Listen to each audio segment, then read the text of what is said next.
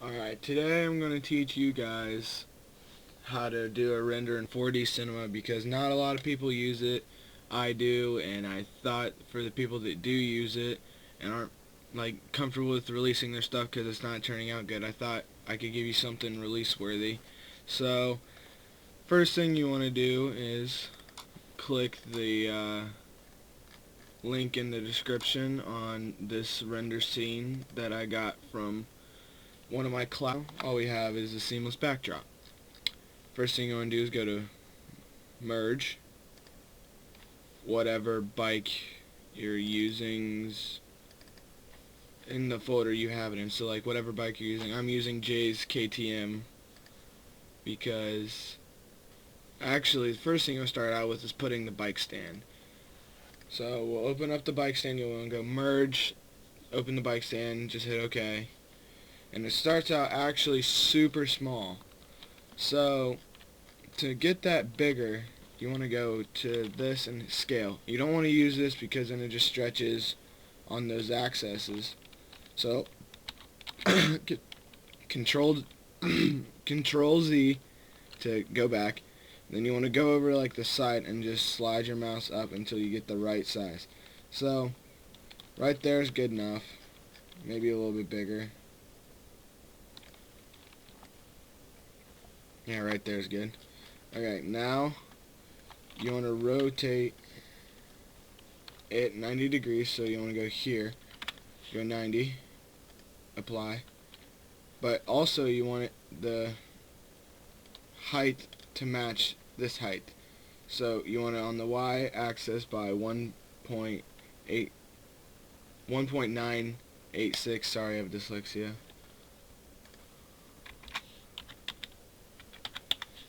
Hit apply. Now that should be matched up, and if it's not, what you can do is click on your mouse wheel and go in your views. This is top view, side view, other side. But you'll just like zoom into it and you'll hold the y-axis one and you'll go up on it. And right there, and then you'll move it forward off of the rounded back. Actually, this is front view. This is side view, I think. I don't know, it's super confusing because of how I have the backdrops. But anyways, to go back into this one, you'll just go put your mouse over it and click on your mouse wheel again, and to go into the other views, it's the same way. But to go back in that one, you'll click your mouse. So now we have that. So now what we want to do is put our bike in here. So you want to go to merge again, not open. You can go to merge the KTM I have. Not going to put that in the description because you have to pay for it. See how that's super small? You want to select all of them by clicking on the top one. You can hold shift and go down to the bottom one because we know that is a stand. We'll just rename this to stand. Now we'll click on that and then go to the top, and that selects all of them. Drag that up a little bit, and then you want to go to scale again and scale it all the way out because this scaling for the backdrop is a lot smaller than the backdrop or than the stuff for MX Simulator. It's a lot bigger. So now that we got the bike out there, what we want to do, since this is all the way over here, we want it in the middle of the bike. We'll click this arrow thing. We'll go into our other view. We'll make sure this is in the middle of the bike. But now what we want to do is drag this all the way over to the middle of the bike. How I'm moving around like this, I forgot to explain, but this is Alt. You hold Alt and then click your mouse wheel to pan around like this. Left click to do this. Right click to zoom in and out. Otherwise, or you can just like zoom in and out by going with your mouse wheel, like Blender. But now that's all centered, you want to put that in the middle of the bike too. Get that over there, and then now you can go back over here and see how it's on your bike. Oh. Now to get off of that so you can move the bike around, you have to click off of that so you can move the bike. See how this is too big? But first we want to rotate it 90 degrees like we did the stand, or you can do negative 90 depending on which way you want it to face. I want it to face this way. So now you want to scale that down again, down to the size you think would best fit that stand. And it really helps if you set it up on the stand first, or not first, but like as you're scaling it to get like a size gesture, because you might think it's the right size, but it's really not compared to the stand. See how that's still like way too big? Now we want to size that to match the stand's, like kind of the ratio of it. It still looks a little too big, maybe. We'll figure out when we put wheels on it, and if not. But now we want to put wheels on it. I'll put these wheels in the description as well, because this is the wheels without the squares on them. I don't know how he got rid of them, but he did. But when you first open it, it opens all of these freaking stupid like four-wheelers and stuff. You'll just click on one, delete it, click on one, delete it. Now you have our wheels. You want to control click on both of them, and that selects them. Zoom out real quick, and then we want to just scale them up like we were.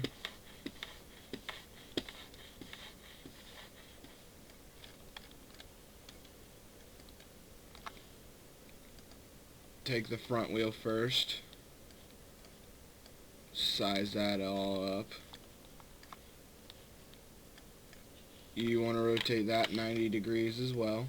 Make sure the brake caliper is on the same size as the brake disc, otherwise you'll just look really dumb. Now, right now we'll want to get the thing in the middle. So we'll zoom in here, and the easiest way to do this is like put it in the axle, like that, and then right there it's basically in the middle of the bike. So we're good. Now we'll go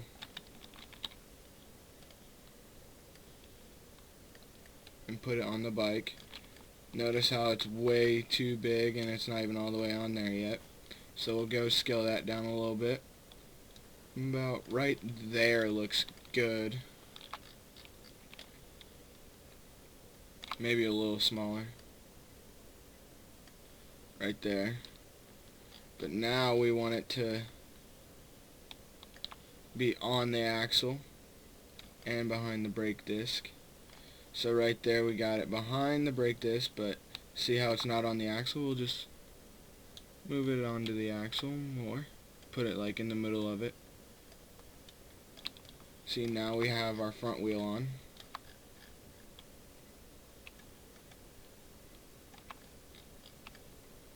It's still looking a little too big.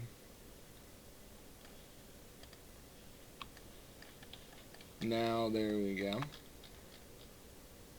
I'll do the same thing for the other wheel. I think I'll fast forward through this just to save time. But you're generally doing the same thing.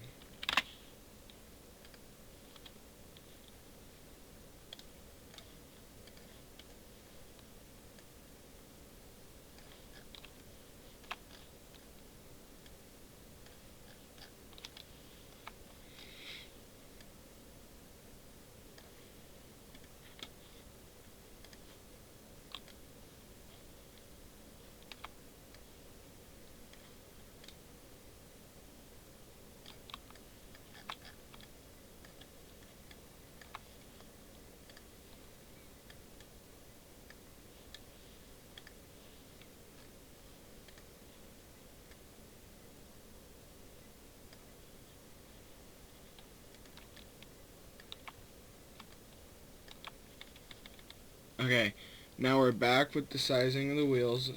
Their front wheel should be a little bit bigger than your back wheel, but not like too big, so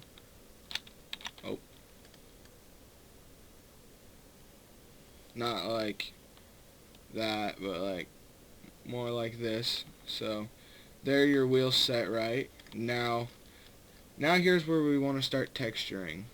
So we'll work on the stand, and then the frame of the bike. So right here you have these two selected. So you want to double click on dull, go to color, and on the texture thing there's the little things with dots. Click that, and then you want to click on your stand cutout. You hit no unless there's like numbers on a jersey or something. Then we'll go to bump and normal. First you set the bump, which is your normal map. Set that to 100. Then go to normal, bump, set that as the normal map too. And then you go to your specular color, depending on what version you have, but where you can set a spec map on it. And you'll click that and set your spec map. And then because it's a metal, you want to set the reflection. I'd set it at like, I'd start it out at 26 and move it up from there. Notice how that doesn't look right because I put the wheel norms on there because I'm stupid. There is no norm for a stand. I'm just really dumb. But there we got the stand. But now we want to work on the bike. So you'll click one of the pieces you want to start with, like the frame. You want to set with the metal, you want to set your color as the bike. So now it sets the metal, which is like the frame. So you'll set the reflection, because that's a metal, to like a little bit less than what you had for the stand, so like 22. And then the plastics is the actual plastics that are on the bike. Set that to no. See how the graphics are on there now? You want to set the bump map and normal map on these. So set that to 100. The normal, do the same thing. You don't necessarily need to change that. And go to the spec color, set your spec map. Basically, I want to do that for everything that's selected, but you also want to do reflection, but your reflection is not as much because plastics aren't that reflective. So you want to set that to like 9 or 10. But on the metal, I forgot to put the bump map and the normal in the spec, so okay. Now we got that, but see how we're still missing our motor and our pipe? You want to do the materials as well. All the same thing, which gets a little annoying. And my spec map is not that. That is my spec map. It doesn't matter what order you do them in, because it all ends out the same way. As long as you're setting their strength on your bump to 100 and checking all the boxes off that you're supposed to, and having your color all the same, because you obviously need the same thing. Now you added your motor in there. Since that's kind of like a little bit reflective, we'll set that to like 7 or 8, just slightly less reflective than what we have. Now the last one is the pipe, which is obviously pretty crucial in a render. Otherwise you just have, everything's crucial in a render technically, but now we have our pipe on there, but we still need to set reflections and all that. So go to our normal map and our bump map, set those. But the thing with the pipe is those are a little more reflective because those are straight metal, so you want that at 9 or 10, just like we have the frame. Because we don't want everything like shining off of the bike. Otherwise it'll just be too bright and it won't turn out good unless you have like a dimmer light, then that's alright. So now we have the frame of the bike. You do the same thing for the fork uppers, the fork lowers, and the swing arm. But whatever is highlighted when you click it is the things you want to set. See how I have my swing arm selected? It has the reflection, the metals, and the material. The material is what makes the color. The metal is the metal on it, so you set that with a little more reflection. And then you set the reflection with more reflection than what the metal has. depending on how you want. So I'll fast forward going through all of these, or yeah, I'll fast forward through them, so we'll be right back. Alright, now that the bike's done, we can do a quick render view. So hit Alt R, and it sets up a render region, and it renders it out real quick without lighting or anything. So obviously that's what it looks like. Not too bad. It looks pretty good.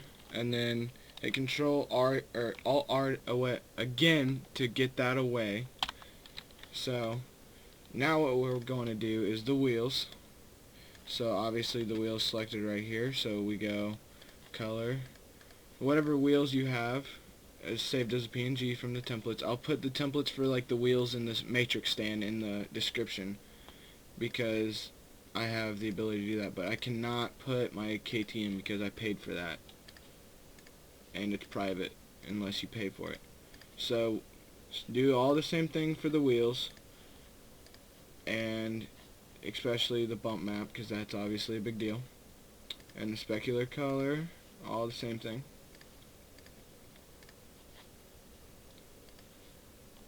Now that the wheels are all set, besides this, and the big thing to help with when you're doing like texturing everything after you get everything all set up, the big thing to look at is like over here, wherever the blank ones are, you kind of missing them. So the blank ones helps you, so you can double click it and it highlights it down here, and once you do that, is helps you like figure out what you're missing. So that was just a little side note, not too important. But I mean, you could probably tell if you're missing something. Set my norms.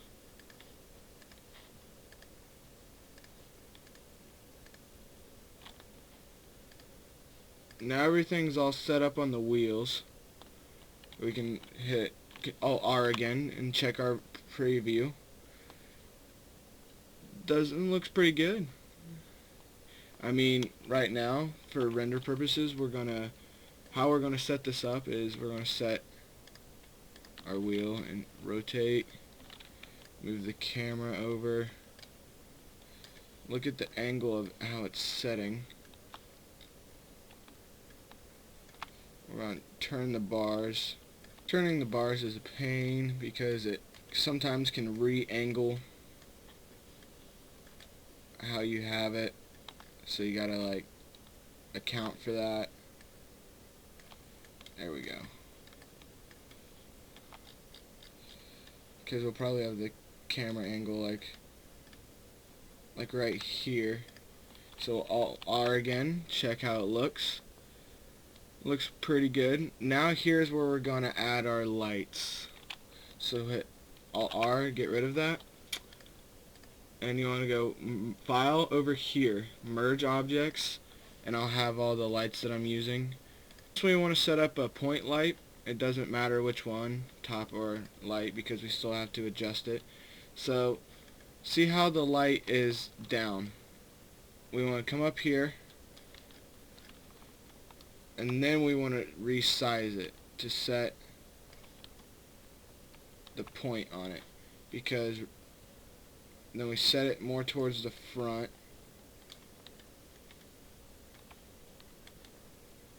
Like this. But we also want to get that bigger because when we hit Alt R to preview it,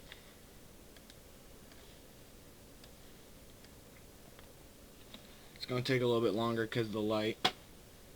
But right now, see how there's like, it's really harsh. And the shadows are kind of harsh. You want it farther away. So to do that, we'll select the light again, pull it farther away, make sure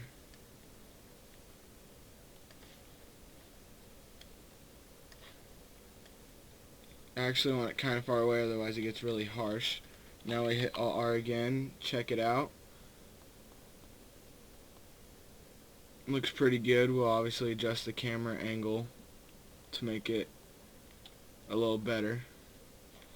But first, then we'll add a softbox, and from there we can copy and paste it. But adding a softbox is like,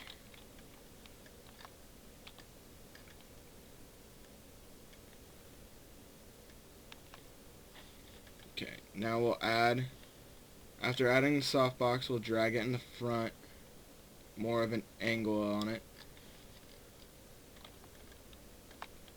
Obviously set the radius bigger. Drag it up.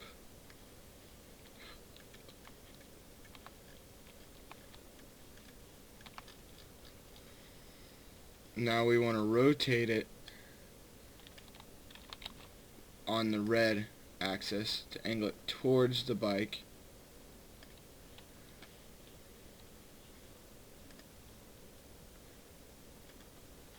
After doing that,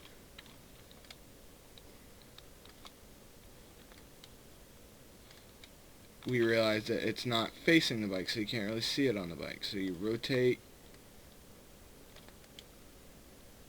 to get it to face on the bike, and then we just back.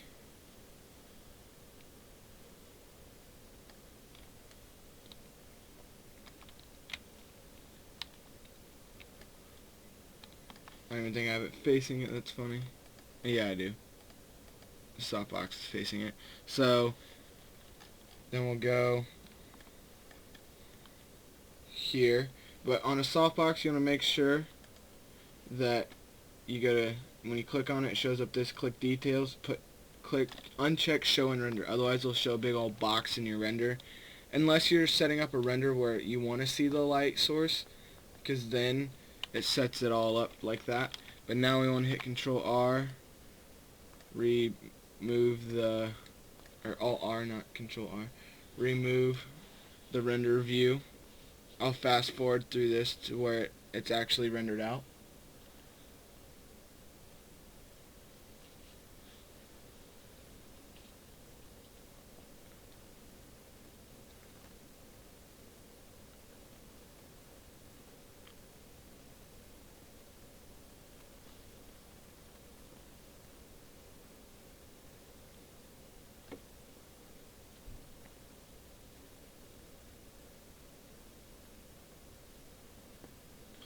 Alright, see how we're getting a good hard shadow through the spokes, but the bike looks a little dull.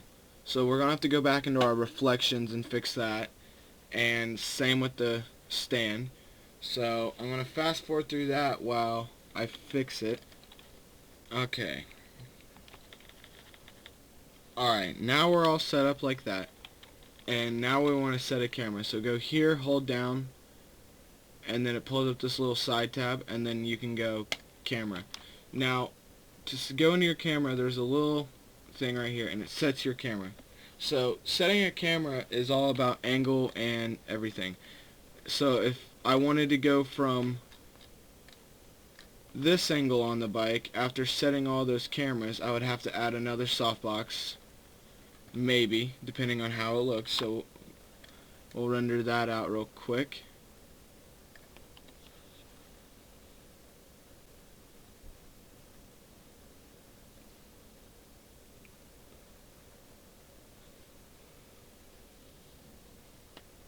After rendering that, we realize that that's the wrong angle because we set the cameras up for the other angle. So we want to go back to the other angle. Right here looks about good. Now we want to render that out again.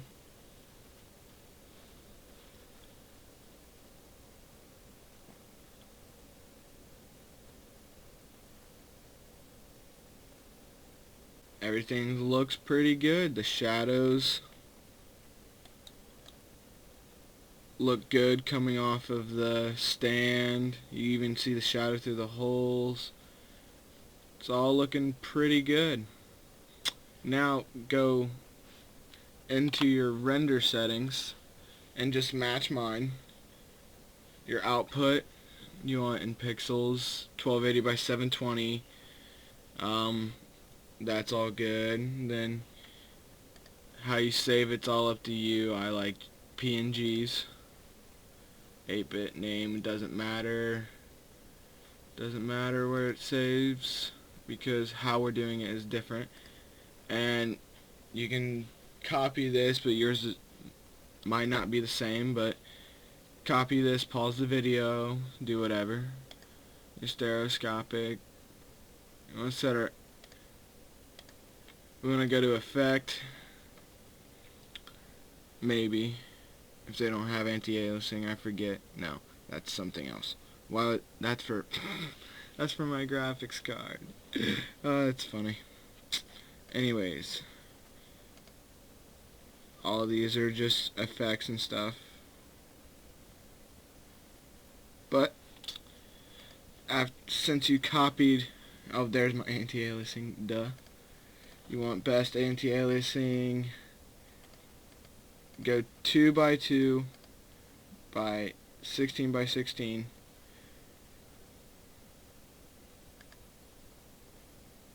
Still image. That's all set up. Now do this again. It's going to take longer to render out because it's got harsher anti-aliasing to make it look better. So I'll cut to this when it's done rendering. Wake up. Fucking Rush Chapman keeps spam poking me. Wake up. Hold on, Rush. I'm recording a YouTube video and this is going in it because, you know what? I don't give a shit. Oh. But I did get you spam poking me in it. It's almost done. I'll be back in like 2 minutes. Okay. Alright. Microphone muted. Okay, we're back. Microphone That muted. was funny. I knew that was going to happen being in TeamSpeak while I was recording. It always does. So, after, I'm not going to render that out all the way because you saw pretty good of how it's going to look. So, what you'll want to do now is go to render to picture preview. So that's going to render out the image. This really doesn't matter. Just, I like to set it to where it's all full screen. Or not full screen, but like I can see the whole thing. So let that render out, and I'll cut to it when it's done rendering. Alright, now that that's done, you might not think it looks good because it looks a little blurry, but trust me, it looks less blurry when you save it. So you'll go to the thing over here, you'll right click on that, hit save as. I already have it set as a PNG. This really doesn't matter, and you hit save. Save it to your desktop. It doesn't matter where you save it. But once that saves, go down into here. Right here's where it's saved, or wherever on your desktop that is. And double click on it, and that's how it looks. Right here you just did a render in 4D Cinema. If you want more, or you want me to do something else, I will. Just message me on YouTube. Sorry. Message me on YouTube and I'll do it. If you want like graphics made, I'll do it. If you want anything, I'll do it. Not anything, but if you want stuff for MX Simulator, I'll try to do it. And if it's too complicated, I'll have to make you pay. Sorry. But till then, I'll see